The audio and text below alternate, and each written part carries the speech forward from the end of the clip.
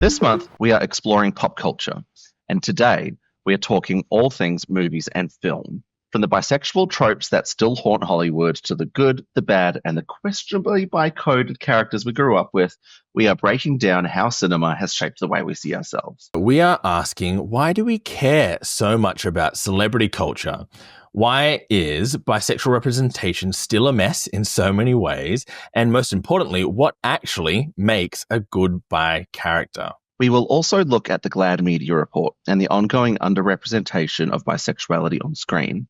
Plus, we will talk about how bi tropes have personally affected us, like the way some representations reinforce toxic ideas about masculinity for me. And for me, it's about the imperfection of bisexuality in film. I don't just want the perfect, unproblematic representation. I want messy human stories too. And we can't talk about all this without revisiting the Hays Code, the old Hollywood censorship rules that basically force bisexuality into subtext, villainy, or just outright invisibility. Oh, that's me being villainous. We've also got some news and updates as usual, like Netflix's upcoming bisexual romance drama and some fantastic news out of Thailand. So, whether you are a film buff or just a casual viewer, stick around because this one is going to be good. This is Give It To Me Bi, the podcast where we talk about anything and everything from a bi plus perspective. Now, let us give it to you bi. Give It To Me Bi acknowledges that we live and work on Gadigal land. We acknowledge the traditional custodians of this land and pay our respects to elders past and present. Sovereignty was never ceded. Hey, babe, how you doing? Hello, I'm good. That's good. Ooh, though. Oh my gosh, though. That sounds ominous.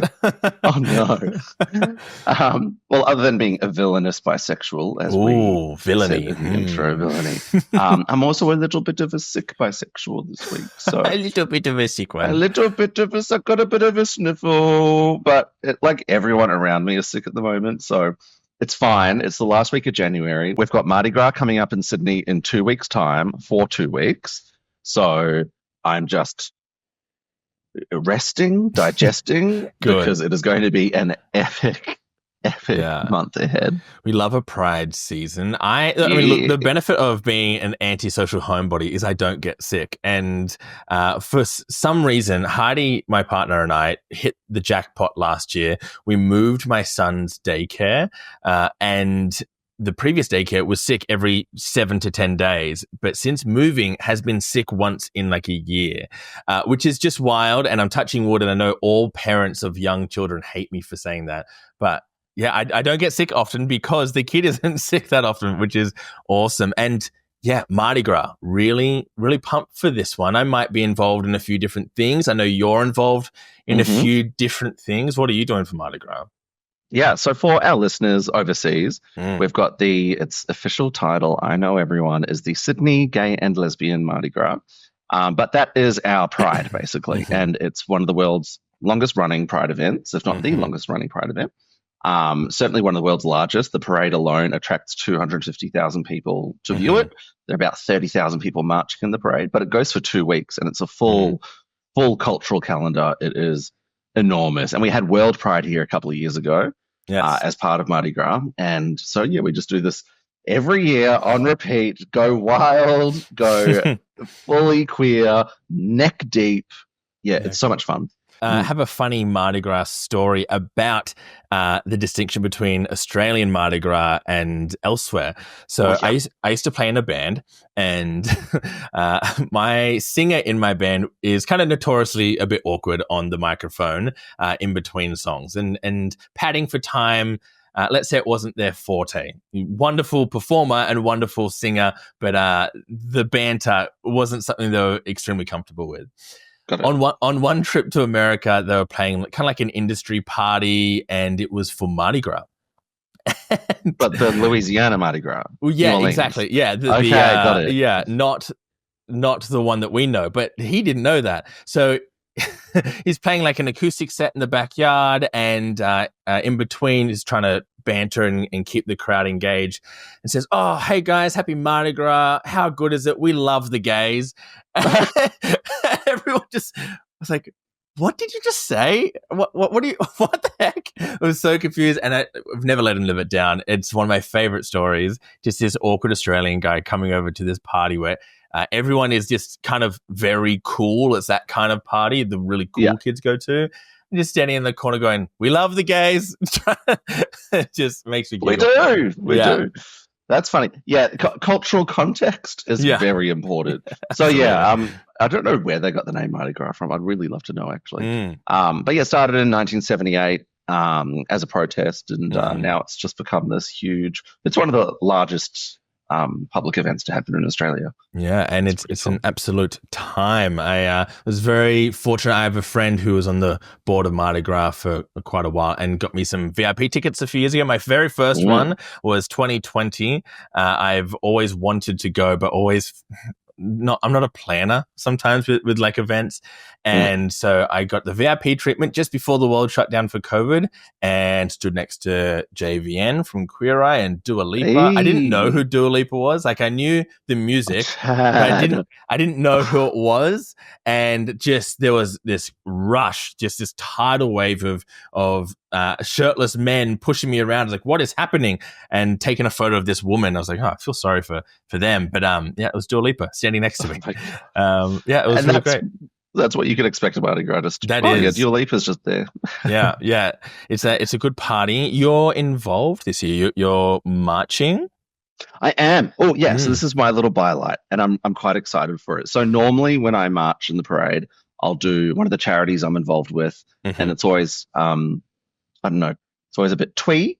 It's, you walk a lot. You'll be in an outfit, like every float has a theme, and it's very unifying, and you're all in uniforms, or not in uniforms, in costumes. It's really, really fun. But this year I'm like, no, I want to go all out. Like I want to do a float for myself. Great. I want to look hot as shit, and I want the full experience. I want the lame choreography. Oh, yes. They're simple enough that 50 people could do it, but interesting enough that you're not just walking down the street. It's a delicate balance. And it's so cute because, like, there's 50 of you on the float and you just become automatic best friends. And then for like the months afterwards, if you're in a bar and one of the songs on your set comes on, like, you'll notice about 10 people in the bar start doing the choreography, and it's such a unifying experience. And so this year I'm marching with my gym, City Gym. And I'm, they're such an incredible inclusive gym, and they've actually marched in the parade for decades. One of the original floats, and something I'm really excited to be doing with them is, they're being an inclusive gym. They sort of use language, and we see this in a lot of like different organizations. A statement like "gay or straight, you're welcome here," and I'm like, that's awesome. And I've as a bi man, I feel so welcome in my gym, and people really make an effort to use, say, gender neutral language around me when talking about, partners or whatever. And no one's ever assumed my sexuality in there, or they've always been really welcoming of my sexuality. It's been like awesome, and a very different treatment to what I've had in what would be called a gay gym, in a gay dominated gym, which there are plenty of around my area.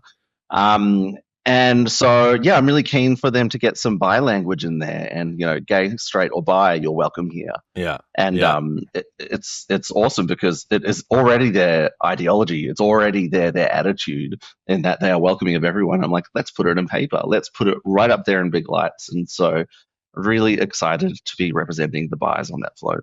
I love that. And it kind of speaks to a lot of these different orgs that say, oh, well, we are all inclusive, and also why do we need to change the language? And I think it's kind of, there's a few parts about it. One, it's a tool, right? You become a beacon of explicit acceptance, not just the presumed acceptance. Like when there's Sydney gay dads, can I go along? Can I go along as a queer parent?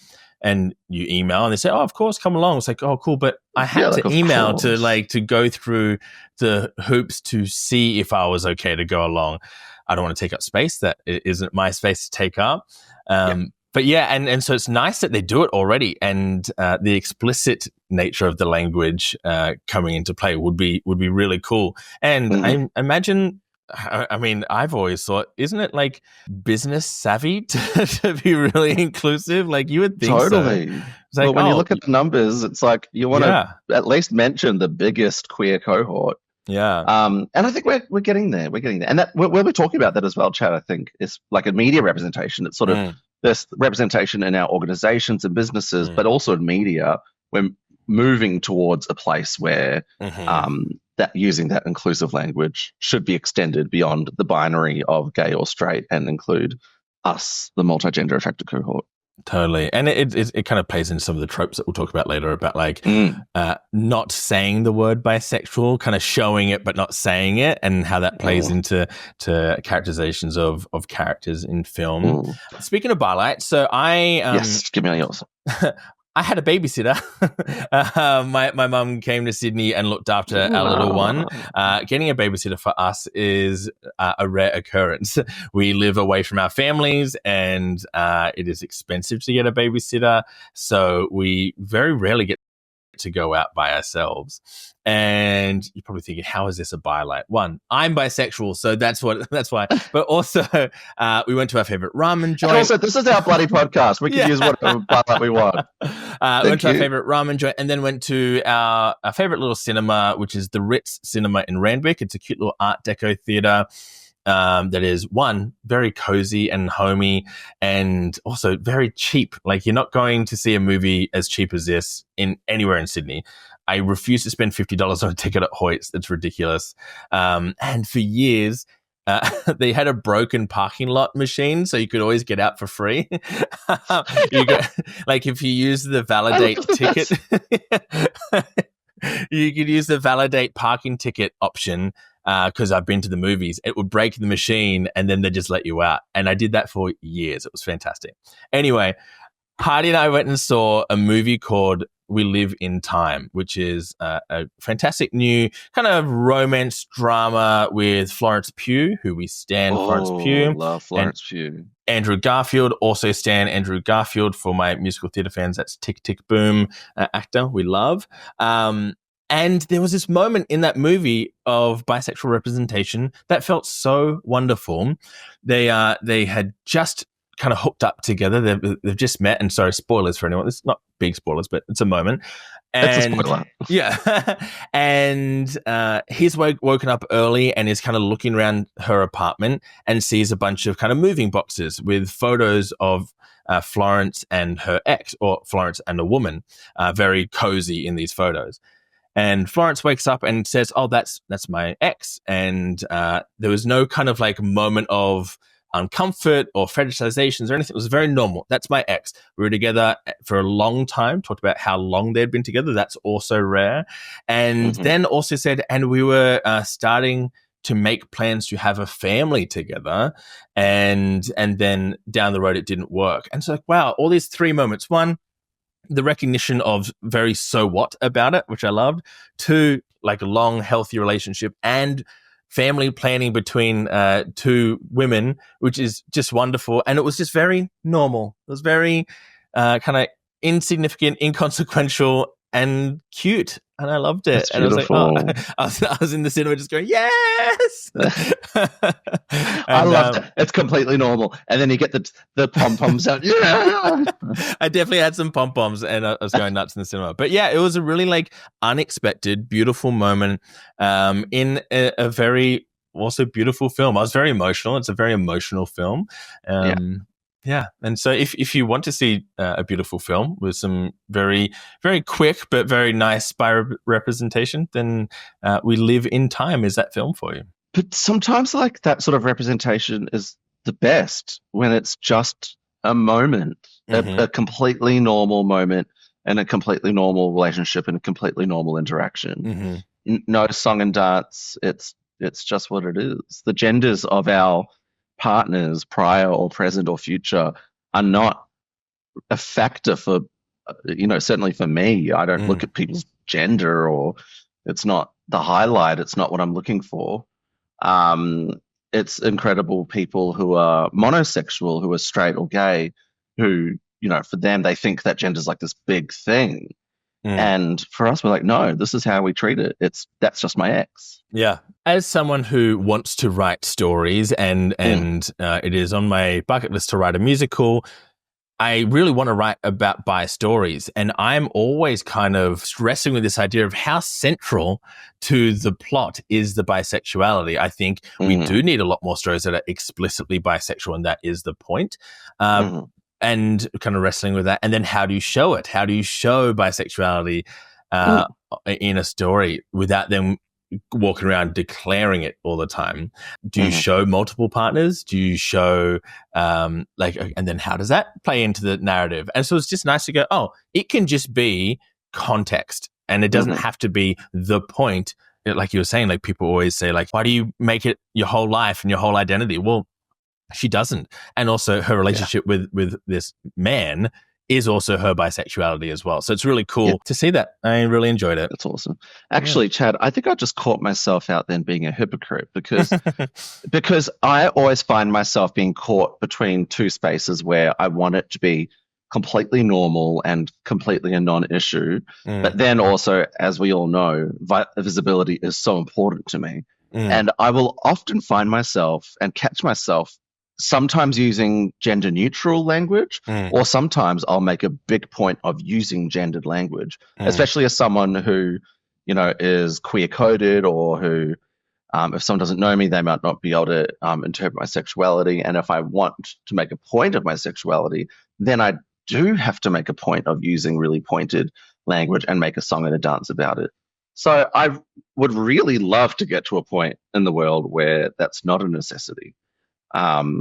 But for me, I think it is still important. Ooh, it's interesting. I think that is the line we walk in this conversation in pop culture and film and representation is what is successful, what is a good example of representation, and something we'll talk about a bit later is, I think it is the full breadth of representation that is good. Any single film is not going to solve our underrepresentation crisis or anything like that. Which is why we just need more films. Yeah, we just need a lot, and we need the whole range of it. But we've also there's some fun news updates. I guess speaking also about media, if you are a fan of the recent smash hit The Bear, as I am, I thought it was wonderful. My workplace, we are all obsessed with The Bear.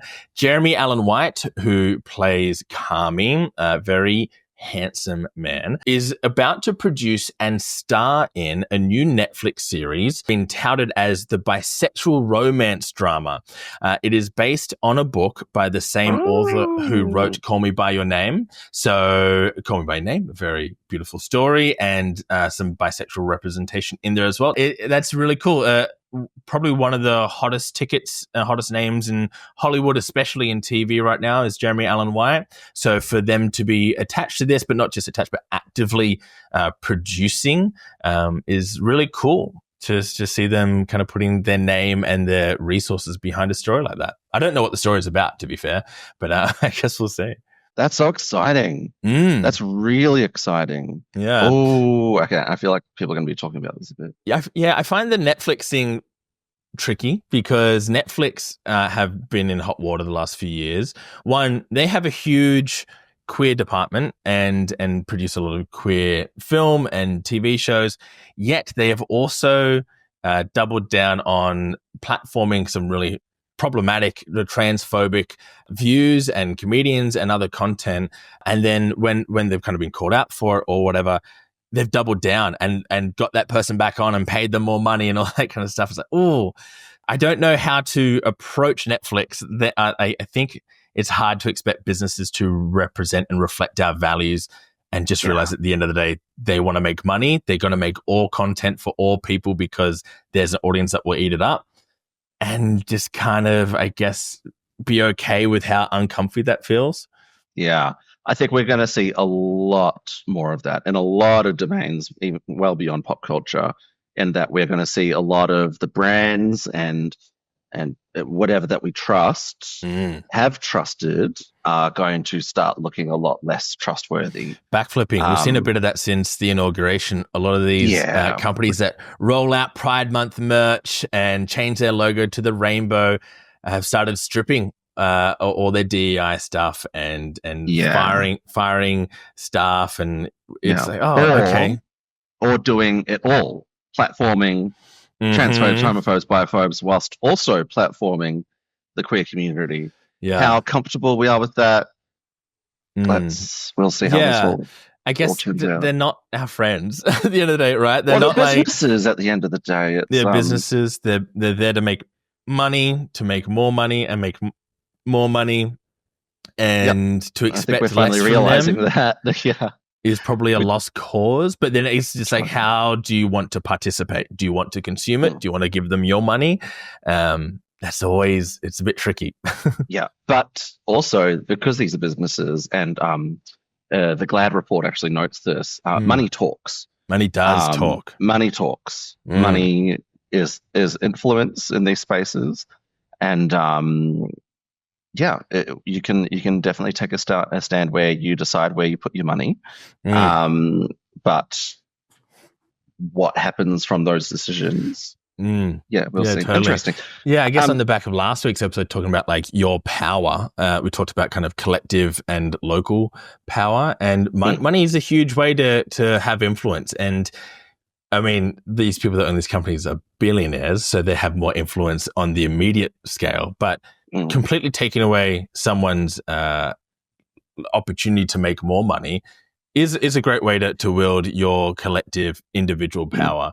And so there are plenty of like boycotts and like lists and stuff that people are putting together recently about like, if you believe this thing, or if these are your values, maybe consider shopping here and not here. And it's if that is a way that feels true to you to exercise your power, then maybe go explore that and Google some of those lists. Yeah. I find another really effective thing to do as well is to follow the queer creators. And so that sort of takes away some of my own decision making, because it is an icky sort of moral quandary that you find yourself in. If I am unsubscribing from a platform that is paying queer creators, that's hurting queer creators. But if those queer creators decide to move their content somewhere else, I'd follow that. Yeah. I mean, big money is always dirty money. There's no such thing as like big clean money. Something happened on the way there to make it a bit icky. And really, there's no one funding queer cinema, queer anything that isn't in some way not perfect. And so there's always this question that we have to ask ourselves of like, what level of turning a blind eye am I happy with? And that's true in everything we consume ever. We live in this capitalist world, and that's tricky. But I mean, I'm kind of here for some good news. Steve, you've got some good news as well. Yeah, speaking of money, so I just really wanted to reflect on some good news out of Thailand. So Thailand recently legalized same-sex marriage, which is just fantastic. And they have a huge, vibrant, incredible queer community over there. And there are a lot of strong cultural links between Australia and Thailand. And just in the last couple of days, Thailand's public health ministry has allocated to approximately 200,000 trans people hormone replacement therapy as part of their national health scheme. That's awesome. Just incredible. Yeah, that's fantastic. Incredible. There's something like 7 million Australian dollars is being dedicated to help with HRT, which is super, super cool. And like I feel like I'm ranty on every point, but I feel like we could do that forever, and it's not the point of the episode. But it's just really nice to see good news out of corners of the world that are so typically kind of cast aside as imperfect, you know what I mean? And like we see a lot of like kind of posturing about the right way to do things, and this is some of the best news we've seen for a long time for our trans siblings. And so snaps for Thailand. Woo! I guess to kick off the conversation about pop culture, celebrity culture, film, is a little bit of a discussion about why do we care? Like, what? Why are we looking at these people and this content, this art form, and expecting it to be a certain way, or appreciating when it is a certain way? How does that play a part in our lives, and what do we expect from this kind of medium? And I feel like it's layered, right? Like, there are so many ties between our kind of zeitgeist and like the culture of the time and the content and the media that we consume. They're so intrinsically linked, whether subtly or overtly. We see it obviously overtly in things like the news, which sometimes the news plays into celebrity culture, so that can be important. But then the stories we tell also tells stories of like who we are and how we can be and who we could aspire to be as well. And when you get these diverse and inclusive stories, it begins to normalize the differences between us. Like, we are all together human, and that should be enough to endear us to one another. That like, oh, you're human, I'm human, I love you, purely based on that. And unfortunately, sometimes that's not enough. And so sometimes what we need is really kind of explicit examples of like, oh, that is that type of person, and I like that representation of that in that show or in that movie. Oh, okay, maybe I'm wrong about my opinions about that thing, or I've learned a bit more, or my heart has softened. And so that can start to challenge some perceptions that people might have, and humanize those experiences and those types of people, and open up the opportunity to connect with one another and kind of come back to the human side of things. People are always kind of saying, can't we just be human? Why do we have to label everything? I was like, yeah, we always say like, in a utopian world, hell yeah, screw the labels. But it's almost like we have to as I like to say, they're not labels, they're descriptions, people. Get over it. Yeah, so we almost have to like go through it to get to that point. So it's like, yes, we agree, let's just be human. But until you see me as an equal human, let's explore how wonderful all our differences can be, and give it some language. So there's like, when you see celebrities coming out, when you see characters in film represented well, and we'll talk about what a good representation is, it makes you a little bit more receptive to the idea that like, oh, I can coexist with these people, and I can have empathy with these people. And for ourselves, oh, wow, I'm not broken. Wow, there's other people like me. I'm valid. I can be accepted, and I can live a whole interesting, sometimes challenging life. Yeah. I think it's like, it really boils down to us as individuals. We really have quite small circles. We have the people we interact with, our friendship groups, which might be a couple of dozen people, our workplace, a couple of dozen people, our families. And so really, we don't have the capacity to be exposed to many diverse people, diverse experiences. And so one of the greatest gifts that pop culture, celebrity culture, all of this has given the world is our exposure to more humans, and to be able to see just what humanity looks like on such a grand scale, because I can't go around shaking everyone's hand and learning everyone's story. And so we're given these windows, these little tidbits. But then the issue becomes that these tidbits, these windows into different experiences, are gatekept. They are developed by writers, they're developed by people, and people are influenced by their own biases, their own flaws, all these sorts of things. And then that's where we look at how we get poor representation of people, which there are just 100 million examples of poor representations of people, their religion, their race, their sexuality, their gender. We just see all sorts of problems. But I think the very attempt at it from the get-go then has brought on, as we go further into hopefully what will become our Star Trek future. Yes, everyone, another Star Trek future reference. I think I cut it out of the last episode. Like, we've had it in 4, so I was like, all right, this is enough. But as we approach it, then we get better and better at it. We get better and better at it, and we have people telling their own stories as well. And then when it comes to, celebrities and, real people who are, at the end of the day, they're just working in pop culture. They have a platform, they have exposure. And, I celebrate that they are able to platform their own experiences. How interesting is it that, like, at the end of the day, it is just someone's workplace, right? Like, yeah. What if, like, we chose as a people to go, let's really look up to lawyers.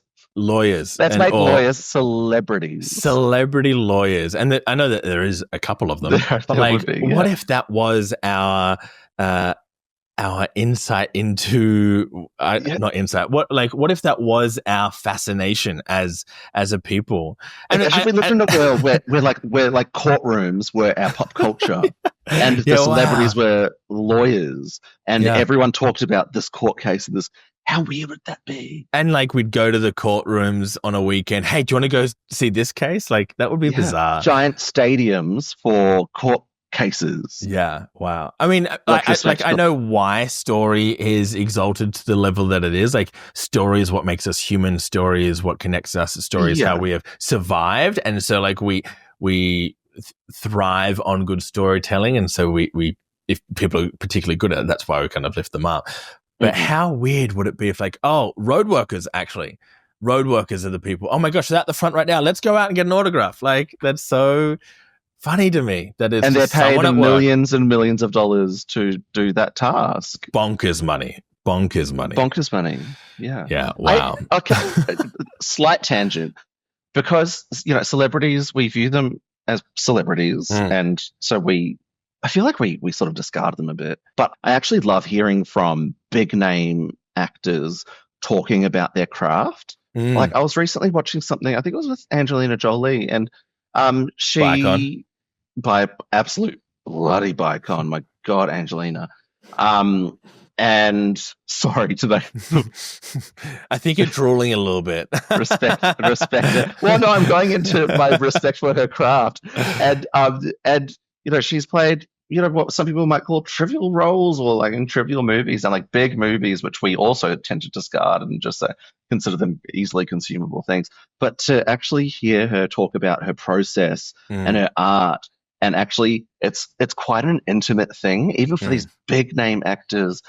Like, it's fascinating. It's really just like quite beautiful to get an insight into, like, oh wow, you treat this with such huge respect. And we don't treat you with, we don't give you nearly as much respect as you deserve, I think. Yes, we pay you a whole lot of money, and so I think they sort of, that's the payoff. They're like, okay, you can just treat me like, discardable, but just pay me lots of money. But I find it really, really fascinating hearing. I mean, I love the arts in kind of all forms, and you do. And you know what I'm talking about better than anyone. I love film, and I love actors and acting, and like I would love to do that myself. Like, I don't think I could. I don't think I'm that way inclined. And I'm not that subtle. You know what I mean? I feel like I'm quite obvious. But I have a big respect for anyone who kind of loves their craft and loves the process and the flow and of their craft. And it is weird, this kind of celebrity culture we have kind of developed of this, like, we must have access to at all times, and we want to know your life, and tell me about your pregnancy, and tell me about your relationships, and tell me about your mother. And it is uncomfortable. It is uncomfortable. Like, there's like great benefits to it, like in terms of like we're saying, representation, all that kind of stuff. It's fascinating, but it is a bit off. And I find myself being toxic. Like, even preparing for this episode, I was looking up different artists that I thought might be bisexual. And I get frustrated because they don't openly say it. And I'm like, I demand to know. Like, yes, I can look up your relationship history, but I need to hear you say those words. And then I'm like, Steve, like, you can't demand that of people. Like, that's so unfair. But then for my own selfish purposes of advancing by visibility and by rights, it's like, I wish you could contribute to it. But then always at the end of the day, we say, it's your own journey. you control your own It's narrative. about the individual, and yeah. It's 100% about the individual. Yeah, isn't it interesting? Like I had the same thoughts of like, if only that person just said the word, there'd be whole scores of people that would just accept it or just kind of get it. Which is why like I've always felt a bit off about the whole celebrity identity thing. Like when I first started being kind of looking up bisexuality when I was younger, when I started being a little bit more active about making content about bisexuality, if you look up content online, it's like 80% of it is, bet you didn't know this person was bi, or 20 bi celebs you didn't know, or like, it's like, yeah, so like it's cool. And it like, and I, again, slap on the wrist, like I get excited though. Like I, like you, my lizard brain comes out. Yeah, like I am wearing a Lady Gaga pin or a Freddie Mercury pin or a David Bowie. You know what I mean? Like I'm so happy to celebrate that. Or I hear about this other person, like, oh my gosh, or I'm watching a movie with Heidi, like, do you know they're bi? Oh my gosh. And it's like I fall into it as well. Why do I care? Why should I care? It's how we've been raised. It's funny. It's part of the culture we're in, and also like on the point of demanding to know the sexualities of celebrities. It's like. Well, actually, it's not their individual fault in the slightest. It's because we live in a biphobic society that they're not saying the word out loud. Yeah. It's not at all the individual's fault. And just like I say, it's no bisexual person's fault for not coming out or not saying it openly. Yeah. Because the risks, we touched on this on the coming out episode, is the idea of outing people as well. So there's like talking about sexuality, and then there's like the people expecting it and like forcing people. Obviously, we had the Kit Connor situation from Heartstopper. Oh God! We had people talking about queer baiting, which is just dressed up by phobia, and yeah, so it can get to really uncomfortable and kind of inhumane levels where you're forcing people out of comfort zones. People don't owe you anything, really. So let's get some facts and figures in here because we love facts and figures. We love facts and figures. So GLAAD, the Gay and Lesbian Alliance Against Defamation, is a media organization that monitors queerness in pop culture, film, television, and they release yearly reports, which are really great. And so they do a lot of work on bisexuality, which is awesome. Again, the GL in GLAAD would be a hangover from when the organization first started, just like the Sydney Gay and Lesbian Mardi Gras. It's these names just hold on for a long time. But GLAAD is a very recognizable brand, and so they've got their representation of bisexual plus characters. Love that they've added the plus in their 2023 to 2024 report on bisexuality. They counted, out of the 468 LGBTQ characters counted across programming, 113 of those are bisexual, and so that's 24%, far lower than our actual representation in the community. But this is a decrease of 36 characters from the previous year, so we're actually seeing a lessening in bisexual representation, which is the exact reverse of what we're seeing in representation of bisexuality in society. Yeah, that decrease only represents 1 percentage point. I mean, it's still not representative of the community, but it is. It's a slight decrease. No, it's a drastic decrease because we want to see an increase of 25%. There we go. Yes, unacceptable, Chad. Look, they take really careful consideration into what bi plus erasure looks like. So, of those 113 bi characters, 61% were women, and 34% are men, and 5% are non-binary. I'm kind of surprised, to be honest, to see those numbers of male bisexuality included. Like, I know that it should be close to 50-50, but male bisexuality is so often not counted as bisexuality in these things. And I wonder how they kind of pick up, and if it's about behavior or declarative label usage, all that kind of stuff. I'd love to know how they report that. But 34% is kind of high for me than I was expecting. Yeah, and it's an increase in 8% as well from the previous year. So we're seeing more bi male representation. So we are catching up to where it should be, which is a really, really, really exciting development. Yeah, wow. They talk about the biphobic tropes around bi men, including that that they're viewed as secretly gay, being untruthful about their sexuality, or only using sexuality for personal gain. And so when GLAAD releases these reports, they're not just reporting on it, they're also telling broadcasters, producers, directors, these are the things that you need to avoid. These are the things that we've seen in previous bi representation and what you really should not be doing. Yeah, GLAAD are fantastic. They do a lot of really good active work as well on the news stories of the moment. Like if there's anything particularly crappy about our communities, they're usually some of the first people to go and denounce it or provide evidence, provide support, point to research, which is really cool. So I have a lot of love for GLAAD and the work they do. I know it can feel a bit naff talking about movies and celebrity culture, but like it is good work and they do a lot of it. Yeah, and it's nice to know that we've got bi representation in there. There are a lot of queer organizations that sideline bi plus issues, and it really looks like GLAAD don't do that. It really looks like they want to fight for it, because they do make the point that as the largest portion of the community, it's an invaluable audience that networks and streamers can't afford to lose. Again, money talks. If we are representing bi plus people, which make up a huge portion of the LGBTIQ plus community, and by extension, a significant portion of the broader population, you're missing out on opportunities to represent people. And as we keep on repeating here, the whole point of pop culture is to represent our stories and to represent It's super ourselves. cool to see a queer org that isn't a bi-specific queer org to openly call that out. That's exceptional. And to point out some of those decreases, because it's been decreasing year on year, have actually happened because of series cancellation. So they were slated to be happening and they were slated to increase, I guess. Like if you were to keep them on and then add new ones, you'd be increasing.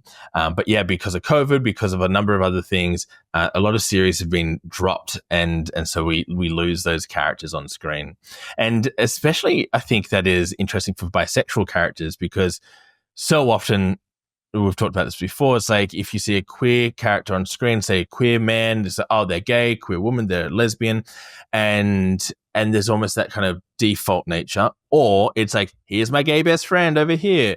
Whereas bisexual characters often take time to kind of warm up to their identity, or like the show takes a while to warm up to being explicit about their identity. And so having shows cancel almost robs the opportunity of maybe some of those other characters actually being bisexual, or whether they're gay, lesbian, straight, kind of seeming on the show. They could in later series and seasons come out, but we've lost that opportunity potentially. Yeah. But yeah, love the work of GLAAD. They a few years ago we did for the Sydney Bi Plus Network, we did a campaign for Bi Visibility Day, and we did some graphics, us on the marketing team there. And then the next year, the GLAAD's Bi Visibility Day graphics looked bizarrely exactly the same. They're using the same kind of graphic design aesthetics and stuff. I don't think it was at all related, but I remember thinking, no, that just means you're ahead of the trend. Well, yeah, You've maybe always that's been it. ahead of the Maybe trend. I'm just that cool. You are that cool, Chad. You are that cool. Obviously, one of the things they talk about in that article is some of the tropes that the bisexual characters can fall into. And one of my favorite pastimes is visiting this really awesome website called tvtropes.org. It's really, really cool. Now, a trope isn't necessarily a bad thing either, right? A trope is just a commonly experienced, commonly seen, or commonly referenced story device, character device that comes up time and time again. So that could be positive. It could just be like, in fantasy novels, they have lots of dragons. That's a trope. But like, that's not a bad thing. Like, we love dragons. And TV Tropes has, over the years, come up with a pretty massive list of bi-specific tropes, which we'll go through a couple of them because it's really quite cool to kind of give them names. Like you will have recognized these characters and you know exactly who this might call out. And the cool thing about TV Tropes is they will actually then list examples at the bottom of the page of where these have turned up in what shows. They even do comics and all that kind of stuff.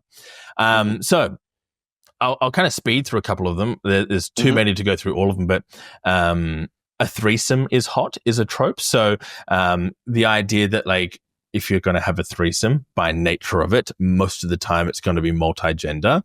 Not all the time, but that's another thing to talk about is we rarely get a lot of just straight down the line queerness of single gender.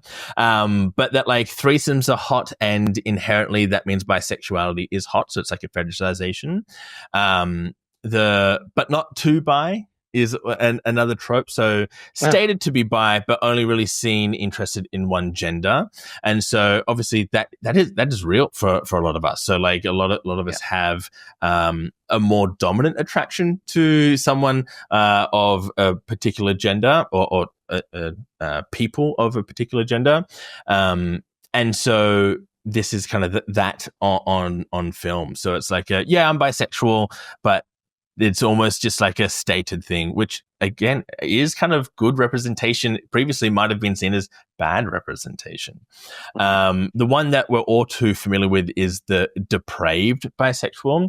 So this is a character whose bisexuality underscores their villainous nature. If you want to show that they are devious. Hey, I'm here to represent the depraved villainous bisexuals. Thank you very much. I feel represented. Steve is a vampire, so villainous and bisexual. So that's kind of like if you want to kind of show that someone is devious or duplicitous or has an ulterior motive. I'm not those things. I'm not devious or duplicitous. Is to show that they are bisexual. Oh my gosh, that person, we can't trust them. Yeah, it's equating bisexuality with these untrustworthy blah, blah, blah, blah, blah. We know it all. Yeah, totally. There's one that kind of, it flips depending on gender. So it's called even the girls want her or even the guys want him. So this is the idea that someone is so hot that someone who is straight would switch sides, right? We see that all the time. It's like, oh, my hall pass. If I had to swing the other way, it would be this person. And so that falls under there. The other one we see a lot is no bisexuals. And so this is a trope where like you have quite a large cast and we have every type of representation under the sun except for bisexual. You're only straight or gay, and it's like, well, that's just kind of not representative of life. There's a lot of bisexuals in a lot of circles, and again, it's this kind of back and forth push pull of do we need to show it on TV or film first for it to be true in real life? And people go, oh yeah, that is me.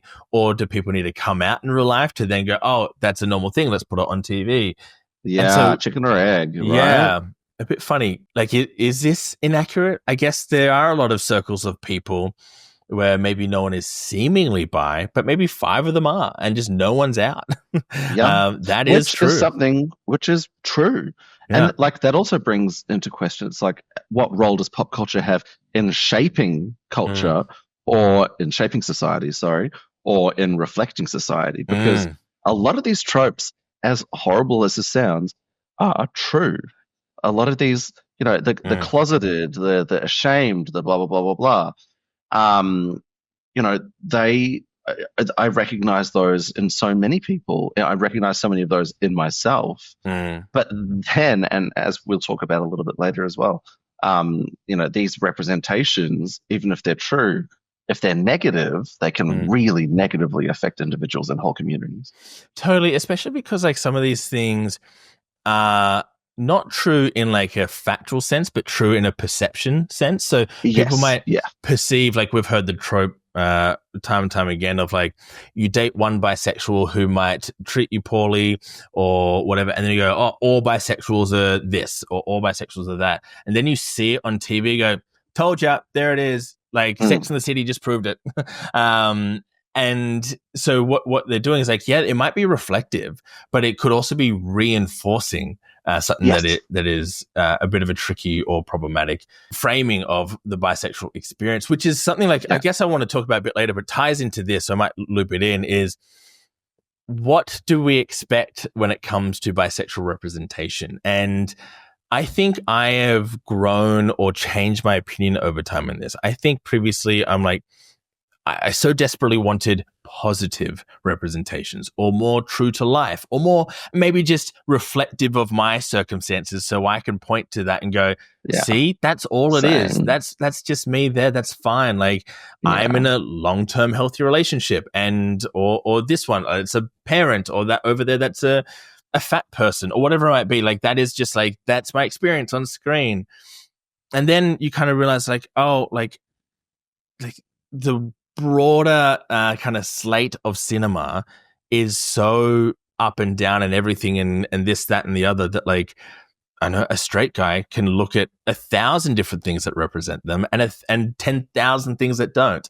They can then look at things that like don't represent anyone because they're just that batshit crazy. So when I look at Love Lies Bleeding recently, the bisexual character in that, spoiler alert, if you haven't seen Love Lies Bleeding, block your ears, goes on like a killing rampage based on roid rage, right?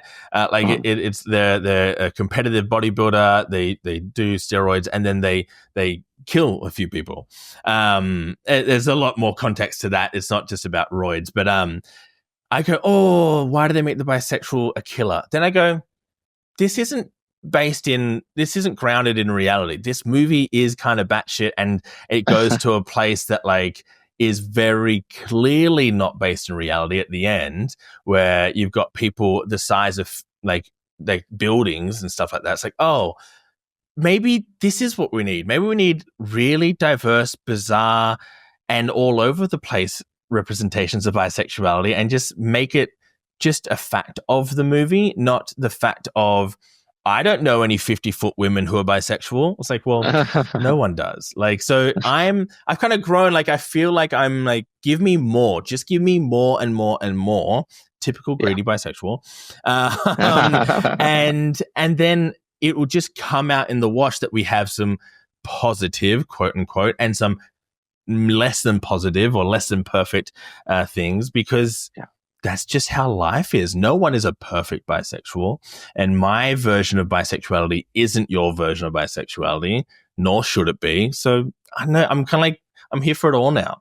Yeah, and I think it's also like really important as well to see bi people not just on screen but behind the camera, in writing studios, producing, directing, just having us everywhere, because that just means that, you know, moving away from the batshit crazy 50-foot tall murderers, if we're looking at like accurate representation, whatever we want to call it, you know, having bi people there at every step, because I know that, you know, a lot of bi characters will be deferred to, say, a gay writer.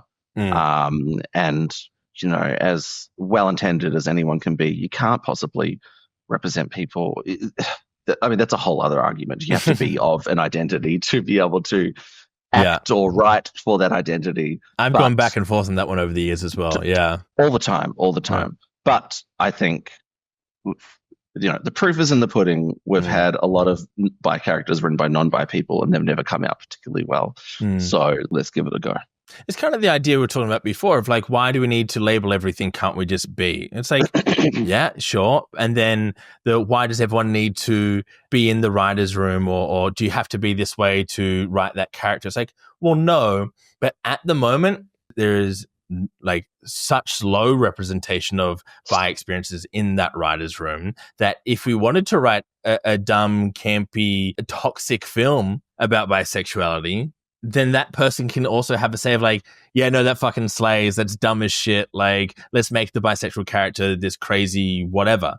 It's like, cool, at least someone got to kind of have a say. And so like, I again feel like, cool, well, let's just lean in for a time so that we can lean out. Like, then we can kind of take a breath of like, cool, everyone's here. Everyone's happy to be here. Let's move forward. I don't think you have to be gay to play a gay character or bi to play a bi character. I don't think that. I agree with you on that. Yeah. I previously thought otherwise, but mainly out of a reaction of like, well, us queer folks don't get jobs. Totally. and but so like, it's the writing, I think, that is the important bit. It's the development of that character, because an actor is there to represent what has been developed for them. And I think really the only time it's an actual issue is when it becomes tokenistic or almost like this cobbling together of stereotypes. So stereotypes are different to tropes, right? A trope is just like a commonly seen thing. A stereotype is kind of inherently kind of negative, right? So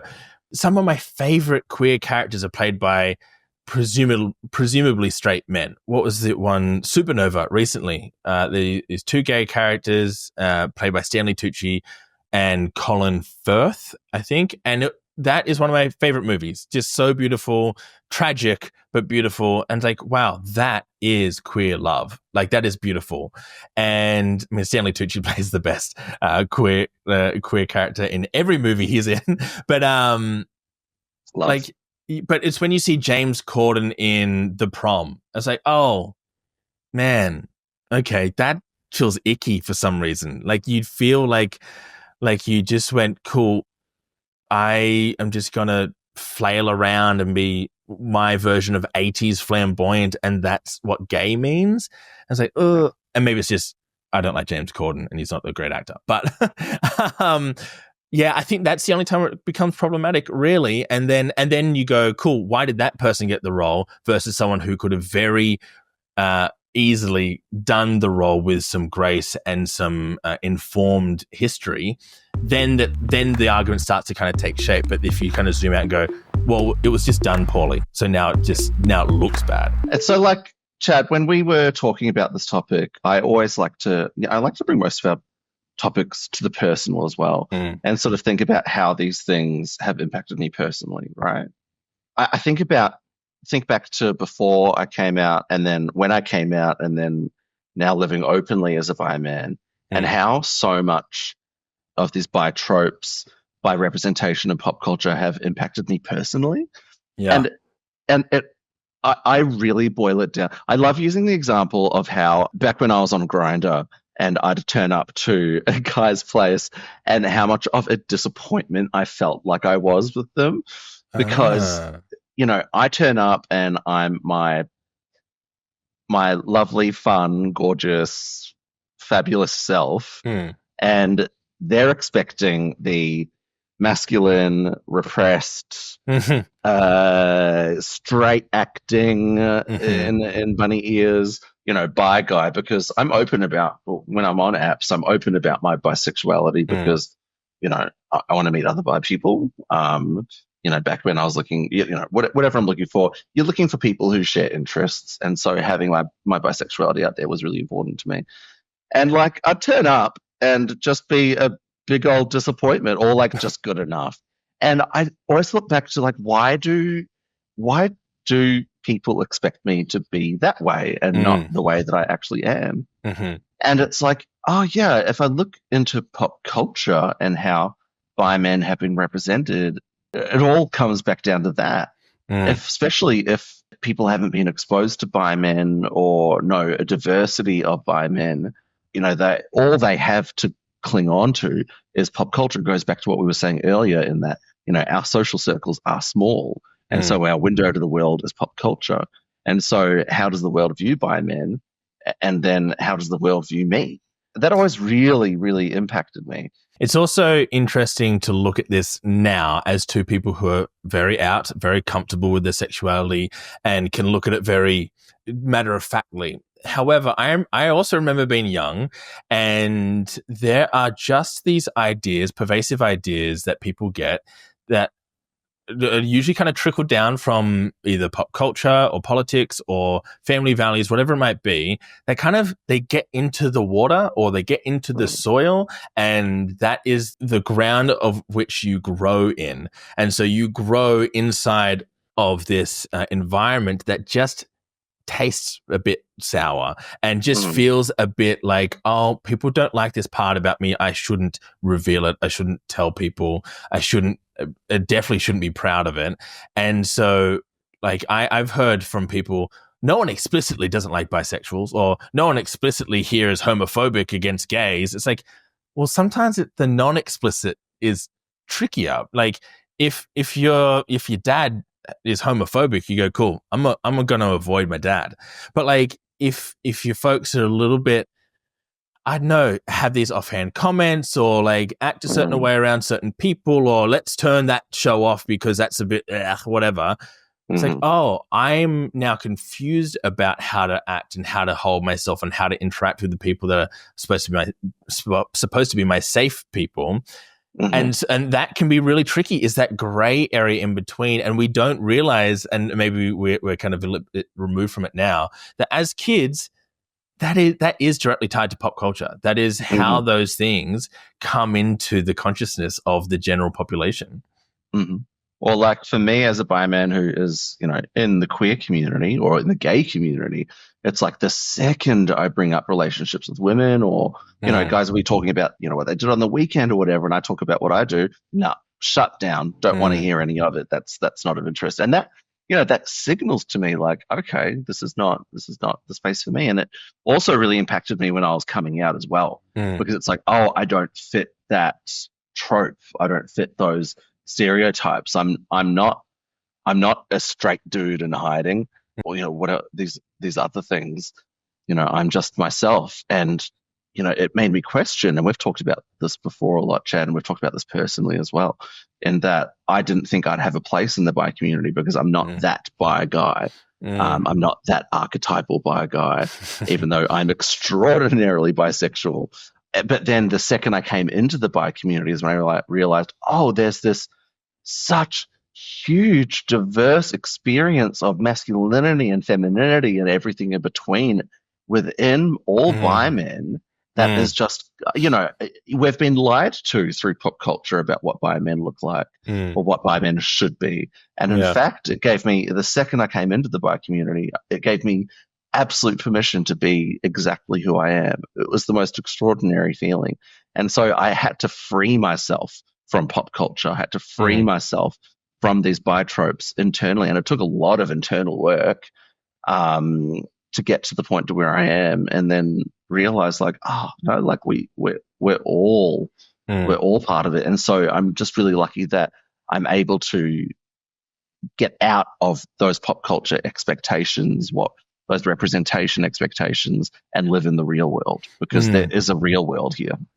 I guess also when bisexuality isn't explicit or explored in its bisexuality, then any bisexual representation becomes a tormented experience of not fitting in, right? It is the Brokeback Mountain, right? Of like, I don't know how to exist. I can't go on. My life is in shambles. Everything and everyone I know and love is going to leave me.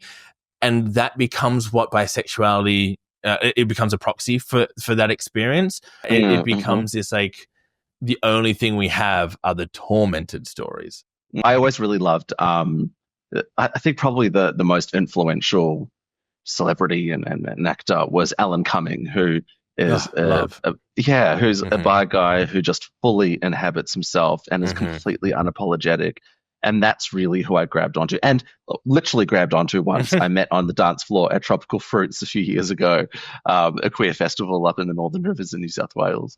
And I just thanked him, and I was just like, you specifically make me feel seen, because I can be as feminine or masculine and open as I want and still be a very proud bi man. Yeah, we love Alan Cumming.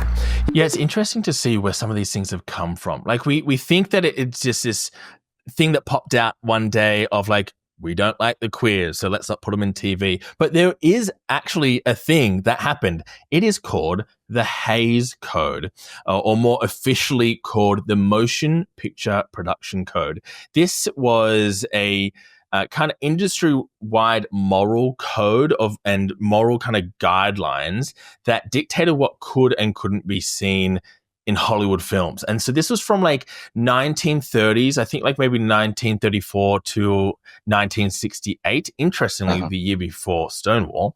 It was a self-imposed censorship system, which means studios agreed to it to avoid government interference, because there's this big idea around morality and avoiding things that were immoral or indecent. And obviously, we know at that time in history, immoral and indecent means things like explicit sex.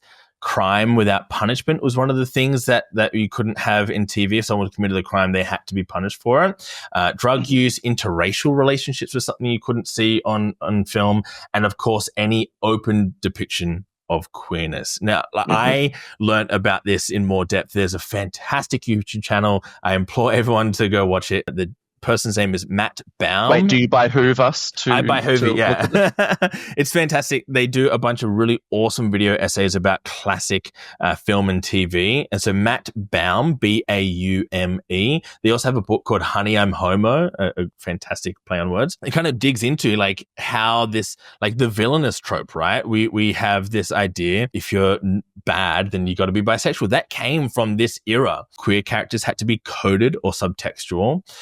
If they were queer, there had to be villains or tragic figures or criminals, and then again had to be punished. Or any bisexual or sexually fluid characters were framed as deviant, untrustworthy, or just generally corrupt in some way. And like it persisted after it was finished. So it finished in 1968. It still persisted afterwards. So you have like Dr. Frankenfurter in Rocky Horror, who we love Frankenfurter, but is this like kind of duplicitous villain, anti-hero, bisexual character. Yeah. You get like Silence of the Lambs, you get Basic Instinct. So it kind of became embedded, and you see it in Disney films. All the villains in Disney are super queer coded. Like you look at Ursula, that is a direct influence from Divine.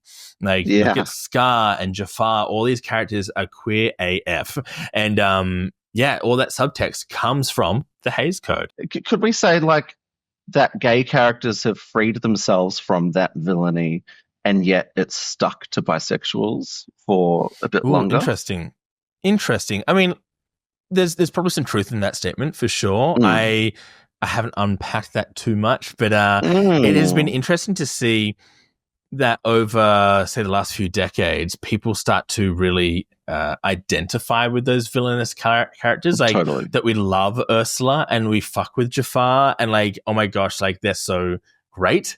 Or like even like in the Maleficent character, was it so? Yeah, one of them, Sleeping Beauty. Sorry, Sleeping Beauty. That Maleficent character was this kind of old crone and like alone, living by herself. That's what made her evil. She wasn't like partnered up or had children. It's like, well, that's kind of a slay. Like that was lesbian code, and there's lots of like, who was that fantastic actress?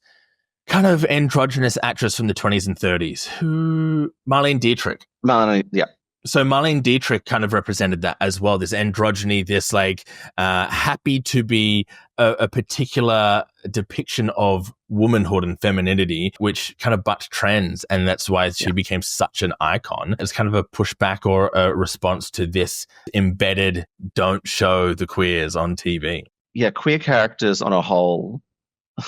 I love saying that. Queer characters on a whole have become more complex and realistic, but I still do feel like bisexual characters have not been given that same respect. Well, it's changing so quickly, and with this new show coming out on Netflix, I think we'll hopefully see some really exciting developments. I'm intrigued by that. I don't know what the story is about, but we'll see. It could be horrible.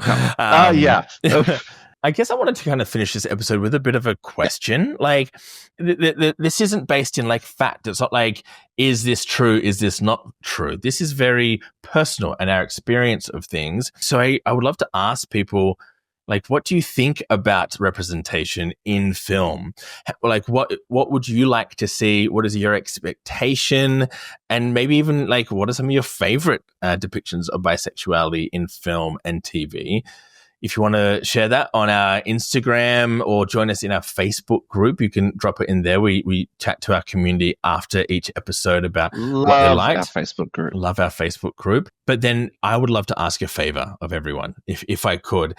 We have seen a big increase in subscribers to the podcast over the holidays. Thank you for joining us, everyone who's recently joined along.